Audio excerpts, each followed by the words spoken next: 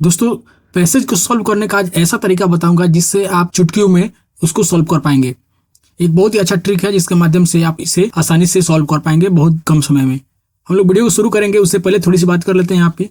दोस्तों, जो भी गद्यांश और पद्यांश होते हैं, समझिए कि आपको 14 से 15 नंबर आपको फ्री का नंबर मिलता है। इसमें आपको कुछ नहीं करना है, थोड़े बहुत ग्रामर आते हैं जो अपने कॉमन सेंस से और थोड़ी सी जनरल नॉलेज से आपको उसको सॉल्व कर सकते हैं। और गद्यांश और पद्यांश के क्वेश्चन जो है आप उसे आसानी से सॉल्व कर पाएंगे। तो चलिए हम लोग उस ट्रिक को स्टार्ट करते हैं। आपके पास मात्र केवल 1 दिन का समय बचा हुआ है, उसमें आप केवल PYQ को ही सॉल्व करिए, बाकी सभी चीजें छोड़ दीजिए। देखिए 91 से 99 तक दिया हुआ है जो गद्यांश है। पद्यांश हम आगे देखेंगे, पहले इसकी बात कर लेते हैं। आप इसमें सबसे पहली गलती क्या करते हैं, जैसे ही आप यहाँ आते हैं आप पूरे लाइंस को यहाँ पे पढ़ने लगते हैं। तो आपको ऐसा नहीं करना है, ऐसे करने से आपका समय बर्बाद होगा, क्योंकि गद्यांश लंबा होता है, पद्यांश की अलग चीज है, वो हम लोग आगे देखेंगे। तो इसके लिए हमें क्या करना होगा, सबसे पहले क्वेश्चन को पढ़ना है। जितने भी यहाँ पे क्वेश्चन दिख रहे हैं 3-4 क्वेश्चन पढ़ लीजिए ऊपर के, और क्वेश्चन के साथ साथ जो उसके ऑप्शन है उस पर भी एक नजर देते चलिएगा। ठीक है, 3 से 4 क्वेश्चन हम पढ़ेंगे और उसके बाद में जब इनको सॉल्व कर लेंगे तो अगला 3 से 4 क्वेश्चन हम पढ़ेंगे। पहला स्टेप आपको ये करना है। तो चलिए हम क्वेश्चन को पढ़ते हैं, उसके साथ साथ ऑप्शन को भी पढ़ेंगे, थोड़ा ध्यानपूर्वक पढ़ेंगे। देखिए, गद्यांश के आधार पर मनुष्य को क्या करना चाहिए, कट्टू तथा अप्रिय शब्द बोलना चाहिए। देखिए यहाँ पे दिमाग में सेट करते चलिएगा, यहाँ पे कट्टू, अप्रिय, सत्य बोलना चाहिए। इन चीजों को दिमाग में बैठाते चलिएगा। देखिए वही चीज है, कट्टू, अप्रिय, सत्य नहीं बोलना चाहिए। असत्य, कट्टू, प्रिय, असत्य, यानी आपको कुल मिलाकर कट्टू, अप्रिय, सत्य, असत्य, इन सारी चीजों को आपको दिमाग में रखना है। जहां भी आपको ऑप्शन मिलेगा डायरेक्ट हमको आंसर वहीं से मिल जाएगा। अगला देखते हैं, किसे मनुष्य का सच्चा आभूषण। देखिए यहाँ पे सच्चा आभूषण है, मेन टैग यहाँ पे पकड़िएगा, उसी को यहाँ पे अपने पैसेज में हम खोजेंगे। मौन, मधुर वाणी, मित्रता, ज्ञान, ये हमारे सभी क्या है, इस गद्यांश का टैग है, समझिए। उसके बाद में अगला दिया हुआ है, पूरा समाज कैसे व्यक्तियों के प्रति वैर भाव रखता है। जो मधुर वाणी का प्रयोग करता है, जो कठोर वाणी का प्रयोग करता है, जो सभी से प्रेम का भाव रखता है, जो अपने मित्रों को देखकर मुस्कुराता है। तो इन सारी चीजों को अपने दिमाग में सेट कर लेना है। और जो आगे का जो क्वेश्चन है इसको सॉल्व करने के बाद में हम अगला स्टेप में चलेंगे। चलिए गद्यांश को पढ़ते हैं। देखिए ऑनलाइन एग्जामिनेशन था तो थोड़ा सा दिक्कत होता था पैसे सॉल्व करने में, लेकिन ऑफलाइन एग्जामिनेशन में आप यहाँ पे अंडरलाइन कर पाइएगा, जिससे क्वेश्चन सॉल्व करने में बहुत ईजी हो जाता है। आइए पैसेज पढ़ते हैं।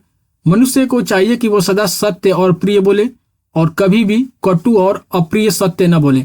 जब हम क्वेश्चन पढ़े हुए थे तो सत्य, प्रिय, कटु और अप्रिय, ये क्वेश्चन में हम कहीं हमें मिला हुआ था। चलिए देखते हैं किस क्वेश्चन में मिला हुआ था। यहाँ पे क्वेश्चन दिया हुआ है, इसको पढ़िए। गद्यांश के अनुसार मनुष्य को क्या करना चाहिए, कटु, अप्रिय, सत्य बोलना चाहिए। बी पढ़िए, कटु तथा अप्रिय सत्य नहीं बोलना चाहिए। देखिए यहाँ पे आ गया हमारा, कटु और अप्रिय सत्य नहीं बोलना चाहिए। मिल गया कि नहीं?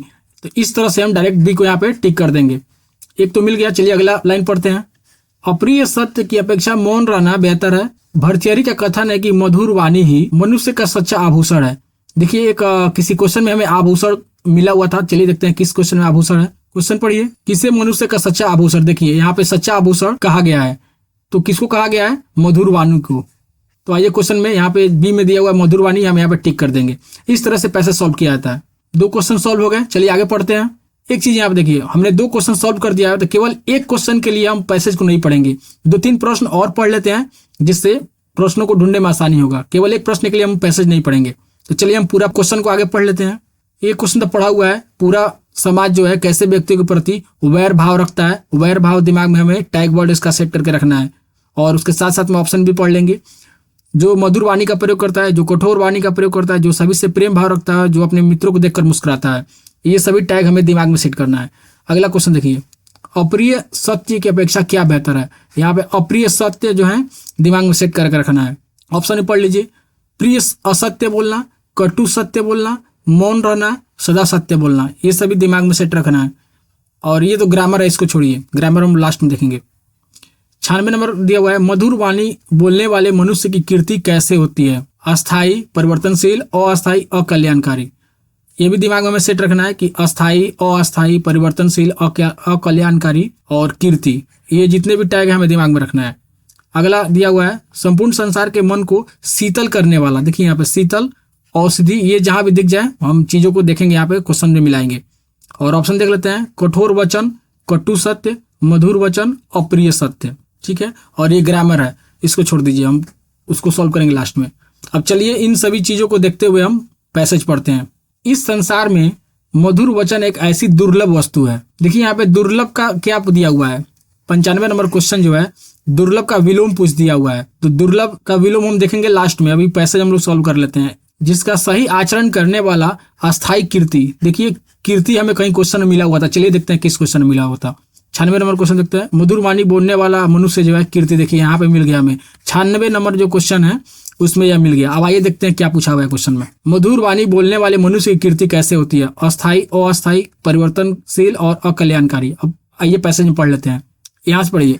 इस संसार में मधुर वचन एक ऐसी दुर्लभ वस्तु है जिसका सही आचरण करने वाला अस्थायी कीर्ति प्राप्त करता है। देख रहे हैं यहाँ पे अस्थायी कीर्ति है, तो क्वेश्चन में अस्थायी कीर्ति दिया हुआ है, यहाँ पे है 96 का ए नंबर, तो हमारा ए यहाँ पे करेक्ट हो जाएगा।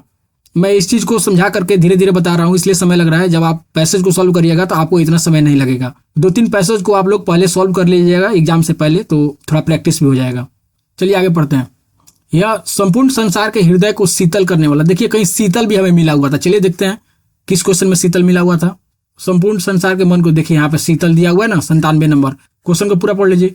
संपूर्ण संसार के मन को शीतल करने वाली औषधि, शीतल करने वाली औषधि किससे कहा गया है? अब आइए पैसेज पढ़िए। संपूर्ण संसार के हृदय को शीतल करने वाली एक ऐसी औषधि है जिसके प्रयोग से सभी जन आनंदित होते हैं और इसका प्रयोग करने वाला सबका प्रिय बन जाता है। यहाँ पे देखिए यह लगाया हुआ है, तो यह किसके लिए है?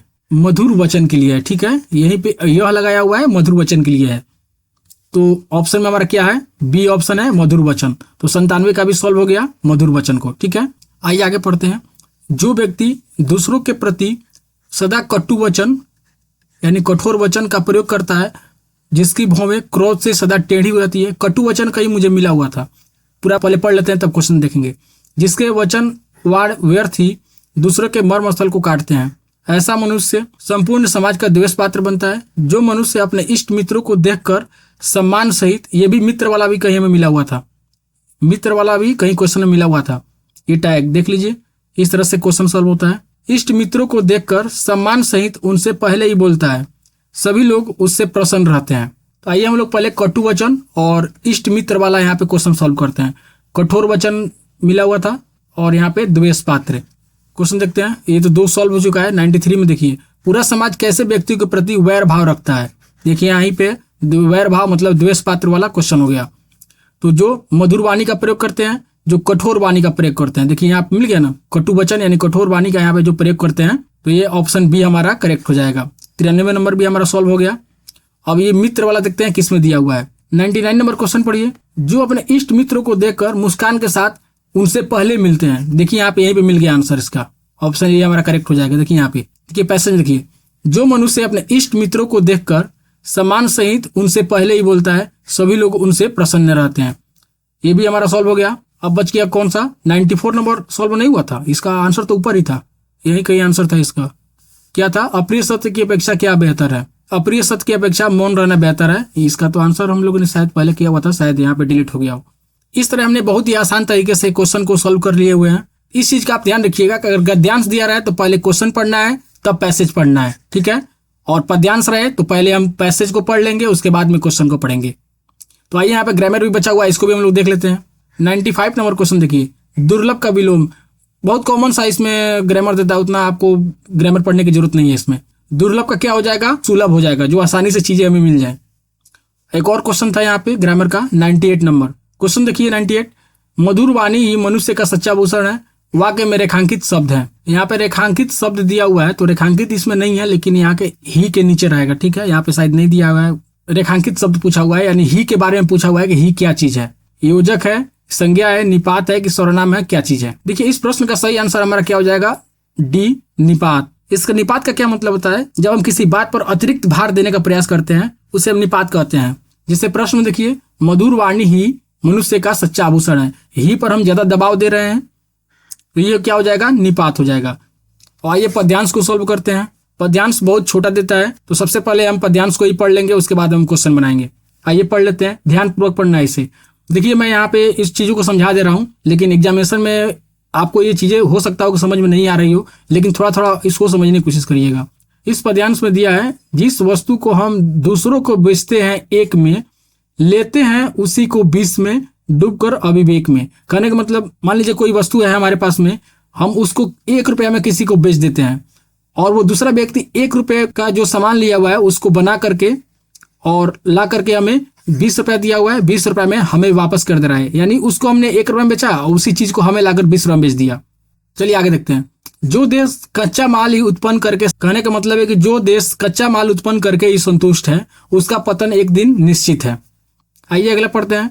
हम दूसरे को 500 की बेचते हैं जब रुई, सानंद कहते हैं हमको आय क्या हुई अच्छी। लाइन कह रहा है कि जब हम दूसरे को 500 रुपये में रुई जब हम बेच देते हैं और आनंद पूर्वक कहते हैं कि हमें आय जो है बहुत अच्छी हुई है। आगे पढ़िए। पर दूसरे कहते हैं ठहरो, वस्त्र जब हम लाएंगे तब और 4500 तुमसे लेकर जाएंगे। यह कथन कर रहा है कि जो व्यक्ति हमसे 500 रुपये में रुई खरीद कर ले गया है, जब वो वस्त्र बना कर लाएगा तो उसी रुई के वस्त्र के लिए हमसे 4500 रुपया लेकर जाएगा। 500 रुपये में वो व्यक्ति खरीद कर ले गया रुई और उसी रुई को वस्त्र बनाकर 4500 रुपये में हमें बेच गया। तो मोटा मोटी आपने सभी चीजें समझ ली हुई है। यहाँ पे मैंने तो इसका एक्सप्लेन कर दिया हुआ है, लेकिन एग्जामिनेशन में आपको शायद एक्सप्लेन करने में थोड़ा सा दिक्कत हो, तो जितना भी समझ में आए उसको समझ लीजिएगा, तब क्वेश्चन बनाना स्टार्ट करिएगा। चलिए क्वेश्चन देखते हैं। कविता में किस बात की भर्त्सना की गई है? देखिए, भर्त्सना की मतलब होती है किसी अनुचित काम के लिए बुरा भला कह देना या उसके लिए निंदा करना, शिकायत करना। तो इन सभी चीजों को हम क्या कहते हैं? भर्त्सना कहते हैं। तो यहाँ पे क्वेश्चन पूछा हुआ है कि किस बात की भर्त्सना की गई है, यानी किस बात के लिए बुरा भला कहा गया है।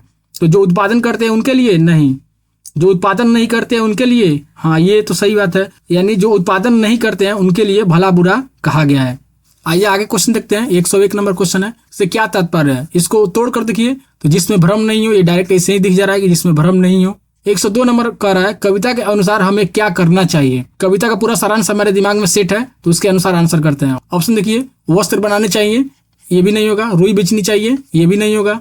कच्चा माल बेचना चाहिए, ये भी नहीं होगा। यहाँ पे बोला गया है कि अंतिम उत्पाद तक निर्माण करना चाहिए, यानी हमें केवल रुई बनाकर नहीं बेचना है। रुई से जब तक वस्त्र नहीं बन जा रहा है तब तक हमें प्रयास करते रहना चाहिए। ऑप्शन डी हमारा करेक्ट आंसर होगा। अगला क्वेश्चन दिया हुआ है कविता में दूसरों की किस चतुराई का भाव व्यक्त किया गया है, यानी जो दूसरे व्यक्ति हैं वो क्या हमसे चतुराई करते हैं। यहाँ पर ये ऑप्शन नहीं होंगे, केवल ऑप्शन ए होगा कि वह व्यक्ति, दूसरा व्यक्ति जो है हमसे कच्चा माल लेकर उसी चीज को प्रोसेस करके हमें 10 गुना दाम पर बेच दे रहा है। ऑप्शन ए हमारा करेक्ट आंसर हो जाएगा। 104 नंबर दिया हुआ है सानंद का अर्थ नहीं है। तो सानंद का अर्थ क्या होता है? आनंद, सानंद यानी आनंद के साथ। तो क्वेश्चन पूछा हुआ है कि सानंद का अर्थ नहीं है, तो इसलिए ऑप्शन ए हमारा करेक्ट हो जाएगा कि साथ साथ खेलना सानंद का अर्थ नहीं है। 105 नंबर क्वेश्चन देखिए। अविवेक शब्द से बनने वाला विशेषण शब्द है। विशेषण शब्द पूछा हुआ है अविवेक का, तो अविवेक का विशेषण क्या होता है? अविवेकी। ठीक है, तो इस तरह से हमने बहुत ही आसान तरीके से गद्यांश और पद्यांश को सॉल्व किया। बस ध्यान रखना है कि गद्यांश दे बड़ा पैसेज रहे तो पहले क्वेश्चन पढ़ते जाना है, 3 से 4 क्वेश्चन पढ़ना है, उसके बाद सॉल्व करना है, फिर से 3 से 4 क्वेश्चन पढ़ना है, सॉल्व करना है। और पद्यांश रहे तो पहले हम लाइंस को पूरा पढ़ेंगे, उसका एक्सप्लेनेशन अपने दिमाग में बैठाएंगे, उसके बाद हम क्वेश्चन एक बार में पूरा सॉल्व कर लेंगे। और व्याकरण जो है थोड़ी बहुत जानकारी रहेगी, व्याकरण की हमें रखनी पड़ेगी, संज्ञा सर्वनाम विशेषण, ये सारी चीजें हमें थोड़ी बहुत जानकारी होनी चाहिए, ये सॉल्व हो जाएगा। आपके पास मात्र 1 दिन का समय बचा हुआ है, तो 1 दिन में आप बहुत कुछ कर सकते हैं। ऐसा नहीं है कि आपको छोड़ देना है। 1 दिन में आप जितना हो सके PYQ सेट बनाइए, यानी प्रीवियस ईयर क्वेश्चन को देखते रहिए। अगर आपके पास NCERT का 1 लाइनर क्वेश्चन हो पहले से बना हुआ तो उसको देखते रहिएगा। और टैग वर्ड का क्लास देख लीजिएगा, क्योंकि टैग वर्ड से बहुत सारे क्वेश्चन सॉल्व हो जाते हैं। टैग वर्ड का क्लास मैंने कराया हुआ था CDP और SST में भी, तो उसका लिंक मैं वीडियो के लास्ट में दे दूंगा, वहां से देख लीजिएगा, बहुत ही इंपॉर्टेंट होता है। और लास्ट में मैं यही कहना चाहूंगा कि सभी लोग अच्छे नंबर से पास हो जाए और दोबारा CTET की क्लास देखने की आपको आवश्यकता नहीं पड़े। तो आप कमेंट करके बताइए कि आज का क्लास कैसा लगा। अगर अच्छा लगा हो तो वीडियो को लाइक कर लीजिएगा और चैनल को सब्सक्राइब भी कर लीजिएगा।